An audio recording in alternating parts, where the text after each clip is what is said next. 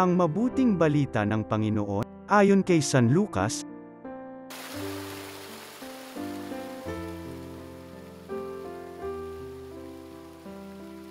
Noong panahong iyon, isinaysay ni Jesus sa kanyang mga alagad ang isang talinghaga upang ituro sa kanilang na dapat silang manalangin lagi at huwag manghinawa. Sa isang lungsod, wika niya, may isang hukom na hindi natatakot sa Diyos at walang taong iginagalang. Sa lungsod ding iyon ay may isang babaeng balo na punta ng punta sa hukom at humihingi ng katarungan. Tinanggihan siya ng hukom sa loob ng ilang panahon. Ngunit nang malaunan ay nasabi nito sa sarili, "Bagamat hindi ako natatakot sa Diyos ni gumagalang kanino man, igagawad ko na ang katarungang hinihingi ng babaeng ito sapagkat lagi niya akong ginagambala, baka pa ako mainis sa kapaparito niya."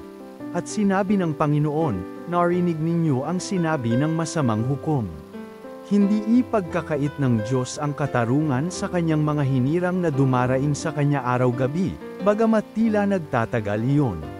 Sinasabi ko sa inyo, agad niyang igagawad sa kanila ang katarungan.